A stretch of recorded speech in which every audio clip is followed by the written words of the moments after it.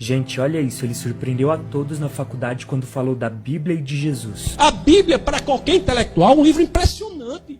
A Bíblia é um livro impressionante. São 66 livros, 39 do Antigo Testamento, 27 do Novo Testamento, escrito por cerca de 40 autores. Você vê livros sobre as mais diversas áreas. Você tem livros de estilos literários totalmente diferentes. Você pega livros históricos. O livro de Atos. O livro de Atos tem 84 fatos que são de maneira indubitável provados ou pela história ou pela arqueologia. Você reúne esses 66 livros que foram escritos num período de 1.500 anos.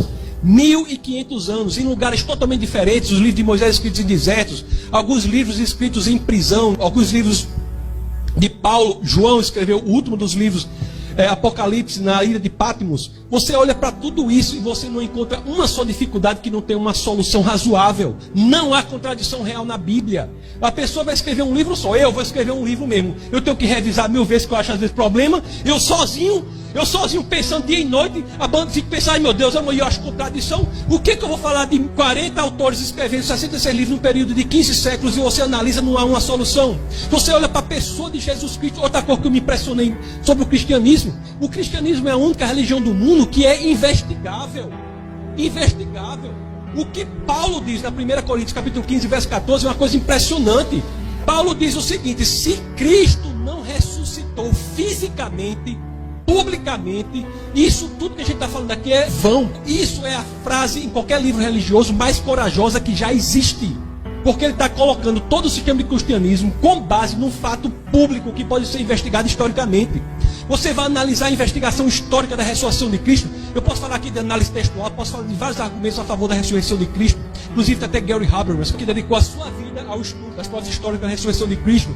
Mas só para falar rapidamente, para terminar, que o rapaz ali fica levantando papel. Mas ainda não chegou não. Ei, segura esse menino aí. Segura esse... Só para falar rapidamente. Só para falar aqui. Não. Segura aí. Não. Mas vamos, segura aí. Isso é rápido. Um minuto. Mas só vou falar só isso para você falar que a gente aqui não está lidando com a ficção. A gente não está lidando com a brincadeira. Você olha que a ressurreição de Cristo é uma coisa impressionante, tem várias provas. Uma delas, eu estava até conversando com alguém aqui, não sei se era o almoço, estava conversando a mudança de testemunho dos apóstolos. Você olha que quando Jesus morre, quem eram os apóstolos? Era um povo frouxo. O povo frouxo, povo covarde.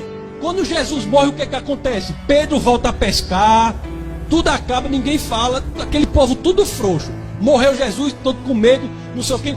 A experiência do Cristo ressuscitado, resurrecto, juntamente com o que acontece em Atos 2, você pega essa experiência, muda radicalmente a vida dessas pessoas. Como é que pessoas tão covardes, tão temerosas, se tornam pessoas tão corajosas, que se deixam torturar, perseguir, torturar e morrer, sem negar o fato histórico da ressurreição de Cristo.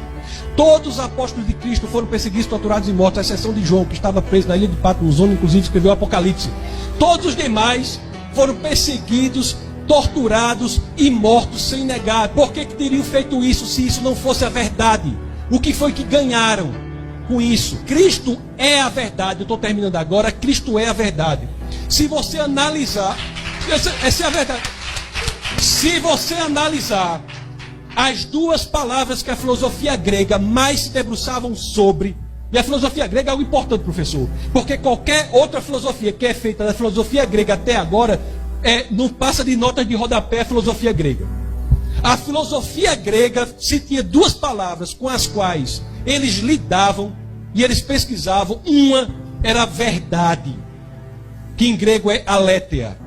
A outra era o fundamento, a essência, a razão do mundo, que era logos. Você vai para João 14,6, o que tem lá? Eu sou o caminho, a verdade e a vida. Ou seja, eu sou o Rhodes, aletheia, a verdade, e a vida zoe. Eu sou a verdade. Ou seja, é a única pessoa que apenas não diz que sabe a verdade, mas diz que é a verdade.